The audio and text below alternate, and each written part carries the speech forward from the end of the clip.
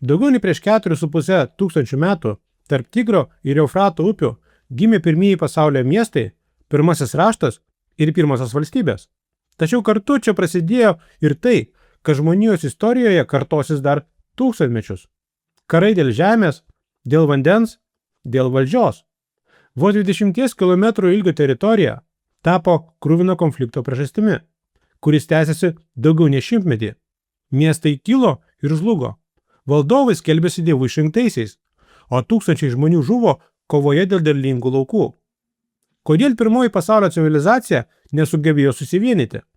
Kas buvo paslaptingoji Šumerų karalystė, kurią, kaip tikėta, dievai perduodavo iš vieno miesto kitam? Ir kaip nesibaigiantis miestų valstybių karai atvėrė kelią pirmajai imperijai žmonijos istorijoje? Šiandien keliausime į Šumerą, į ankstyvųjų dinastijų laikotarpį.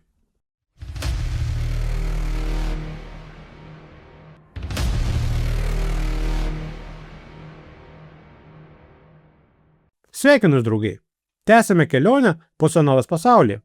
Ir šiandien vėl sugrįžtame į Mesopotamiją, regioną, kuriame gimė pirmieji miestai, pirmosios valstybės ir pirmieji civilizacijos pamatai. Tačiau pažinti Mesopotamijos istoriją per vieną laidą tiesiog neįmanoma. Tai tūkstantmečius apimanti istorija, kupina miestų klestėjimo, žlugimo, karų, prekybos, religijos ir nuolat besikeičiančių santykių tarp Šumerų ir Akadų. Todėl Mesopotamijai ir Šumero bei Akadų istorijai skirsime daugiau dėmesio. O šiandien nusikelsime į Šumero ankstyvųjų dinastijų laikotarpį. Epochą, kai pirmieji miestai valstybės kovojo dėl valdžios, įtakos ir dievų suteiktos teisės valdyti. Primenu, kad Šumeras tai pietinė dabartinio Irako teritorija, esanti tarp Tigro ir Eufrato upių. Civilizacija čia pradėjo formuotis labai seniai, tačiau apie Šumero atsiradimą ir pirmosius jų valdovus žinome labai nedaug. Tai laikotarpis nuo 4 iki 3 tūkstantmečio prieš mūsų erą. Daugiau ar mažiau patikimi šaltiniai mus pasiekia iš vadinamojo ankstyvųjų dinastijų laikotarpio, kuris prasideda 28 amžiuje prieš mūsų erą. Tai yra apie 2800 metus prieš mūsų erą. Šis laikotarpis skirstomas į 3 etapus. Pirmasis etapas apima 28-27 amžius prieš mūsų erą. Tai pirmosios patikimos arba bent jau sąlyginai patikimos žinios apie Mesopotamijos valdovus. Tuo metu Šumere ir kiek užbėgant į priekį Akade, tai yra vidurinėje Mesopotamijoje, dominuoja Kišo miestas valstybė. Vis dėlto žodis dominavimas yra šiuolaikinis terminas. Patys Šumerai vartojo tikslesnę religinę teisinę savoką Nam Lugal, kurią būtų galima versti kaip karaliavimą, karališką valdžią arba dievų suteiktą teisę valdyti. Karaliavimas tai, ką galėtume pavadinti dievų suteiktą teisę valdyti. Kol kas šią savoką ir vadinsime vienu žodžiu – karaliavimas. Taigi, pasak Šumerų tradicijos, karaliavimas buvo suteiktas Kišui, kartu su didžiuoju legendiniu herojumi Etana, kur pasak Šumerų karalių sąrašo, po mirtino pasaulio Tvano, karaliavimas iš dangaus nusileido į Kišą. Tarp legendinių šio miesto valdovų buvo ir Etana, karalius, kuris ant milžiniško erelio nugaros pakilo į dangų ieškoti gimimo augalo. Bet apie Tvaną ir Etanos kelionę dar pakalbėsime vėliau. Pirmojo ankstyvųjų dinastijų laikotarpio etapo pabaigoje pusiau legendinis Uruko valdovas garsusis Gilgamešas nugalėjo Kišo karalių Agą. Po šios pergalės karaliavimas perėjo Uruko miestui ir prasidėjo antrasis etapas, apimantis 27-26 amžius prieš mūsų erą. Urukas buvo miestas, kuriame tradiciškai buvo garbinama deivė Inana ir dievai Utu bei Anas. Būtent su šiuo miestu siejamas ir herojus Gilgamešas, laikomas pirmosios Uruko dinastijos pradininku. Šiuo laikotarpiu, kaip manoma, buvo pastatytos garsiosios Gilgamešo sienos. Žinoma, visą tai reikėtų vertinti atsargiai, nes mes tiksliai nežinome, kas buvo Gilgamešas ir ar jis apskritai buvo istorinė asmenybė. Urukas užkariavo arba įkūrė naujų miestų, tačiau galiausiai pats buvo nugalėtas ir karaliavimas atiteko Urui. Visą tai galite matyti žemėlapyje. Su Uro miestu siejamas trečiasis ankstyvųjų dinastijų laikotarpio etapas, apimantis 25-24 amžius prieš mūsų erą. Tai buvo desperatiškos kovos dėl hegemonijos Šumere ir Akade metas. Miestai valstybės įsitraukė į beveik nesibaigiančius ir mūsų akimis žvelgiant dažnai beprasmius karus, kurie kai kuriais atvejais trukdavo šimtmetį ar net ilgiau. Dėl nuolatinių karų ir plėšimų didėjo socialinė nelygybė. Visiškiau formavosi turtingųjų sluoksnis, o neturtingų bendruomenių narių daugėjo. Trečiajame ankstyvųjų dinastijų laikotarpio etape iškyla tokie miestai valstybės kaip Babilonas. Esu tikras, kad šį pavadinimą yra girdėjęs kiekvienas. Norėdami suprasti, kaip veikia ankstyvųjų dinastijų laikotarpio politinė sistema ir kodėl kilo tie nuolatiniai karai, apie kuriuos jau kalbėjome, panagrinėsime vieną ryškų pavyzdį. Vis dėlto reikia suprasti, kad tai tik vienas iš daugelio pavyzdžių.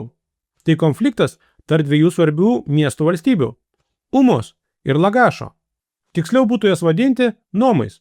Lagašas buvo didelis miestas, Uma kiek mažesnis. Vis dėlto panašu, kad tai vienas iš šių nomų nepretendavo į tą karaliavimą, apie kurį kalbėjome anksčiau. Kitaip tariant, jie negalėjo daryti lemiamas įtakos visam Šumero ir Akado regionui. Tačiau jų pavyzdys yra labai iškalbingas. Juolab, kad su Umos miestu susijęs reikšmingas iškilimas vėlyvuoju ankstyvųjų dinastijų laikotarpiu. Visa tai vyko pietrytinėje Šumero dalyje, tarp Tigro ir Eufrato upių. Manoma, kad Lagašo pavadinimas gali būti verčiamas kaip varnų vieta. Lagašo gyventojai tikėjo, kad jų nomą globoja žemdirbystės dievas Ningirsu, pažodžiui Girsų valdovas, o Girsų buvo antrasis pagal dydį miestas Lagašo nome. Vietos žemdirbystė rėmėsi Tigro vandeniu. Čia buvo iškasti 7 dideli drėkinimo kanalai, kurių bendras ilgis, manoma, siekia daugiau kaip 100 km. Bendras Lagašo gyventojų skaičius galėjo siekti apie 150 tūkstančių žmonių. Iš jų maždaug 35–36 tūkstančiai buvo suaugę vyrai, galėję nešioti ginklus. Maždaug už 20 km į šiaurę nuo Lagašo prasidėjo Umos nomo žemės. Įsivaizduokite, kokios nedidelės buvo šios teritorijos. 20 km tai atstumas, kurį automobiliu galima įveikti maždaug per 20 minučių, o siena tarp abiejų nomų driekėsi vos kelis kilometrus iš vakarų į rytus. Ši pasienio teritorija buvo vadinama Guadina. Ji buvo itin svarbi, nes tikėtina, tai buvo derlingiausia žemė tiek Umos, tiek Lagašo valdose. Todėl visiškai natūralu, kad Uma ir Lagašas įsivėlė konfliktą dėl šių derlingų žemių ir teisės gauti iš jų naudą. Manoma, kad šis konfliktas prasidėjo apie 2500 metus prieš mūsų erą. Visa tai buvo susiję su Kišo valdovo Meslimo mirtimi. Tuo metu jis kontroliavo didelę Šumero dalį. Atkreipkite dėmesį, jis nevaldė viso Šumero. Jis veikiau darė įtaką ir palaikė savo autoritetą. Kitaip tariant, karaliavimas Šumere tuo metu nereiškia visuotinės valdžios. Apie tai jau kalbėjome anksčiau.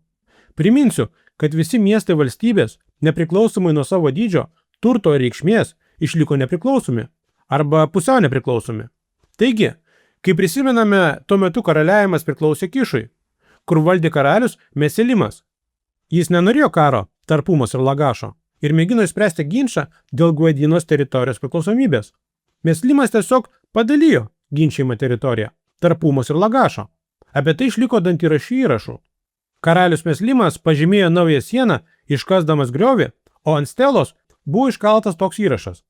Enlilis buvo svarbiausias Šumero ir Akado panteonų dievas, dievų dievas.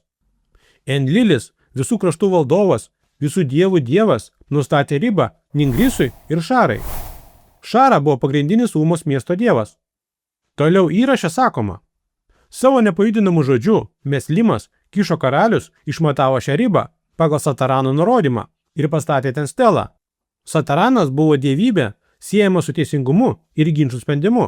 Tačiau praėjus maždaug 50 metų, po to, kai buvo pastatyta ši riboženklio stela ir iškastas griovys, Lagašai valdžią atėjo naujas valdovas.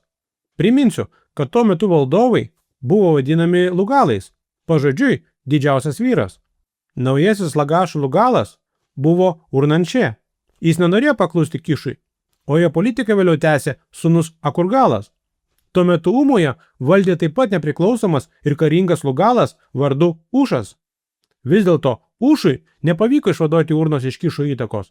O Kišo valdovas labai nepalankiai vertino Lagašo siekį atsikratyti jo valdžios ir pasiuntė kariuomenę.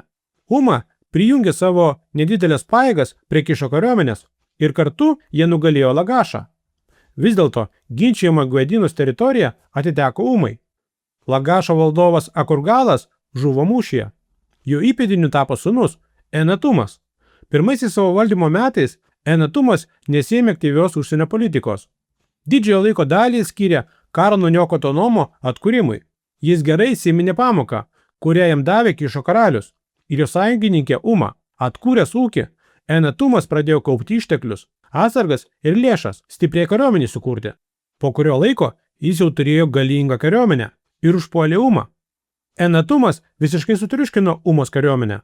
Netrukus mieste kilo sukilimas, o Umos bendruomenės nariai, miestiečiai ir valstiečiai nuvertė ir nužudė savo Lagalą Ušą. Lagašo valdovas atkūrė ankstesnę sieną. Atkreipkite dėmesį, jis pasielgė išmintingai. Enatumas nebandė užgrobti visos ginčijamos Guedinos teritorijos, o paliko galioti tas ribas, kurias dar anksčiau nustatė dievų žodžių pašventintos Meselimo sienos. Jis pastatė keletą naujų stelų, kuriuose buvo iškaltas toks įrašas: Aš, Enatumas, ant Umos užtraukiau pražūtingą vėtrą, lyg audringų vėjų tvaną, Umos žmonės sutriuškinau ir lavonų kalnus supyliau. 3600 kūnų sukroviau aš, Enatumas. Ningrysų į svetimą žemės nuniokojau ir jo mylimąjį Guedinos lauką sugrąžinau. Štai kaip poetiškai Enatumas aprašė savo pergalę. Sutriuškinta Uma negalėjo likti be valdovo. Todėl jos gyventojai išsirinko naują Lugalą – Enakale. Jis buvo priverstas mokėti duoklę Lagašai, savotišką kasmetinę išpirką už taiką ir įsipareigojo nebekariauti. Tačiau Enatumas, kaip matome, buvo toliaregis valdovas. Jis siekė susitarti su kaimynais ir galutinai išspręsti pasinio konfliktą, suprasdamas, kad priešingų atveju šis karas gali tęstis labai ilgai. Būtent tuo metu, tikėtina, pirmą kartą istorijoje buvo sukurta neutrali zona tarp dviejų valstybių. Tai reiškia, kad tarp jų buvo ne tik aiški siena, bet ir niekieno žemė, buferinė teritorija, turėjusi sumažinti pasinį įtampą ir užkirsti kelią naujiems konfliktams. Umai Enatumas paliko maždaug pusę, o gal kiek mažesnę dalį ginčiamos Guedinos teritorijų. Tačiau Umos gyventojai, dirbę šią žemės, buvo įpareigoti dalį derliaus atiduoti Enatumo valdžiai ir jo įpėdiniams. Tiksliai nežinome, kokio dydžio buvo ši duoklė. Galbūt tai buvo 10% derliaus. Tačiau tai yra prielaida. Nuraminęs savo senąjį priešą, Lagašo valdovas tęsė karus. Iš pradžių jis surengė žygius prieš pietinius Šumero miestus. Vėliau užpuolė Elamo žemės, esančias į pietryčius nuo Mesopotamijos, Irano Irako aukštumų kryptimi. Vėliau Enatumas pasiskelbė Kišo karaliumi, tačiau tam, kad šis titlas taptų tikrovę, jam reikėjo nugalėti patį Kišą ir jo sąjungininkus. Kaip sakoma, jie šiek tiek per anksti pasidalijo dar nesumedžioto lokio kailį. Tačiau tuo metu iš šiaurės į Lagašo valdas įsiveržė priešo kariuomenę. Lagašai pavyko ją atremti ir Enatumas pradėjo kurti toli siekiančius ateities planus. Jis vėl nutraukė karus. Nors jam nepavyko užkariauti Kišo, jis bent jau sugebėjo atremti jo puolimą. Po to Enatumas vėl sutelkė dėmesį į savo valstybės ūkį. Enatumas puikiai suprato ekonomikos svarbą, todėl ėmė statyti didžiulį drėkinimo kanalą. Tačiau vieno dalyko jis neįvertino.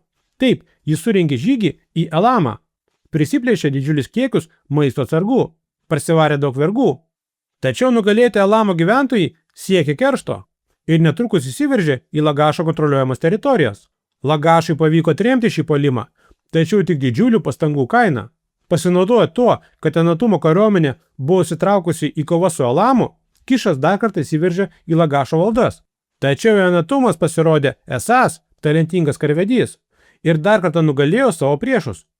Vis dėlto netrukus Elamo pajėgos įsiveržė dar kartą. Įsivaizduokite, kas tuo metu vyko. Viena karinė kompanija sekė kitą. Ir nors to sunku patikėti, Enatumas dar kartą nugalėjo Elamą, o netrukus atrėmė ir dar vieną Kišo karaliaus bei jo sąjungininkų puolimą.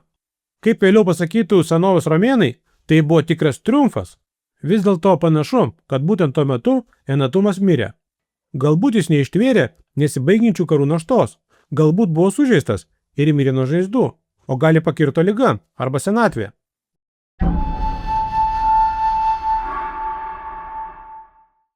Po Enatumo valdžią perėmė jo jaunesnysis brolis Enanatumas.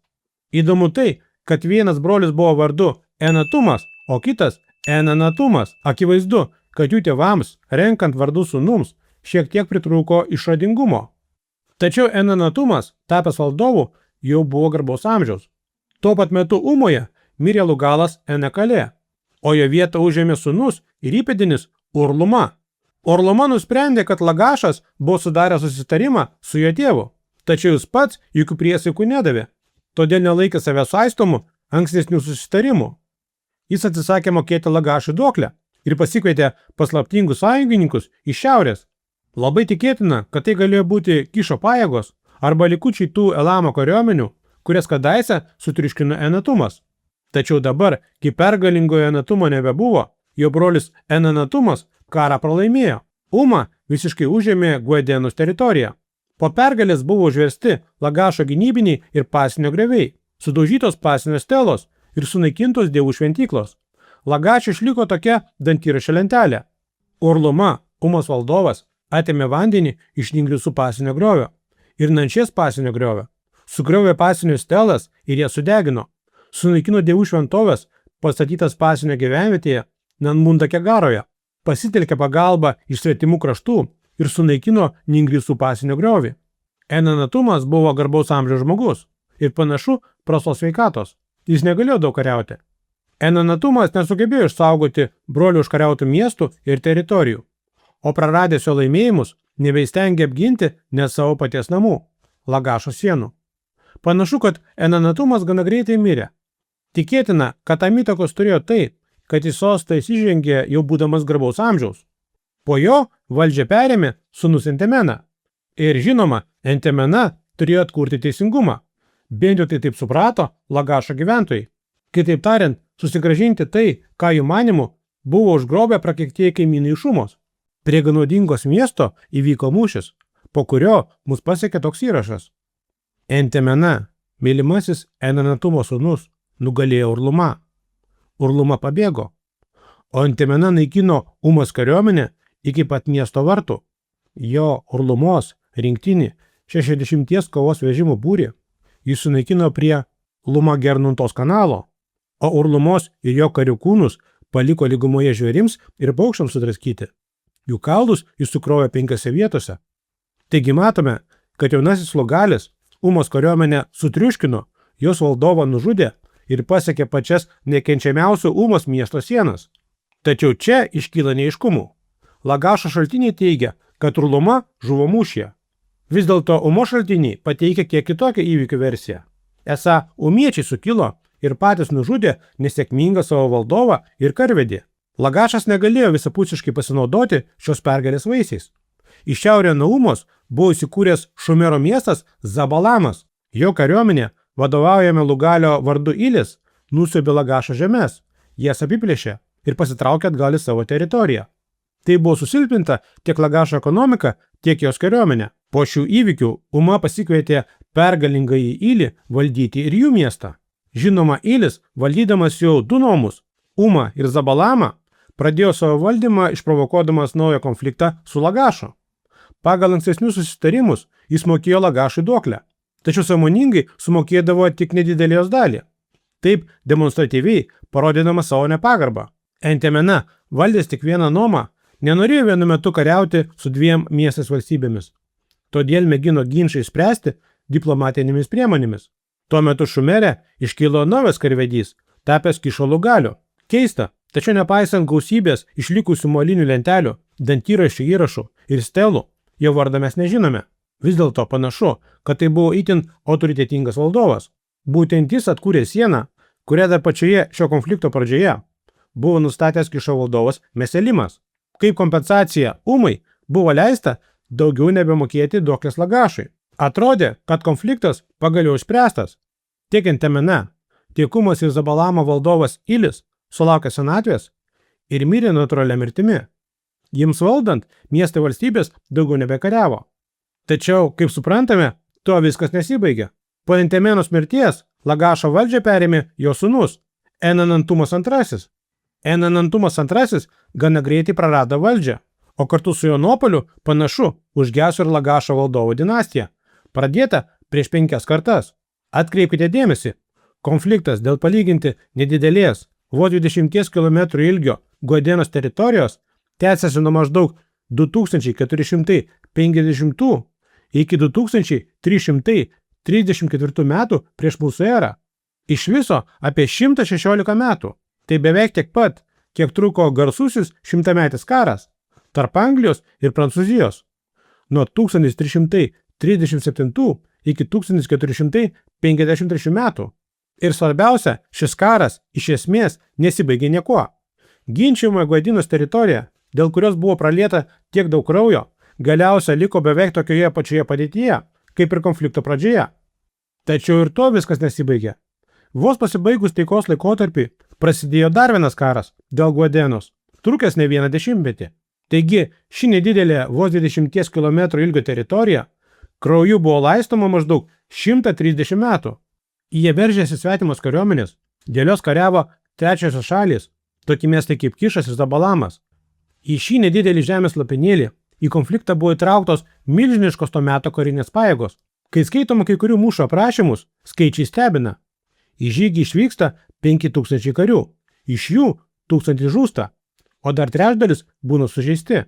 Nors tai nereiškia, kad be žuvusiųjų nukentėdavo dar kas trečias karys. Tai štai kokios aistros virė dėl šių atrodytų nedidelių teritorijų. Istorijoje toks scenarius pasikartoja ne kartą.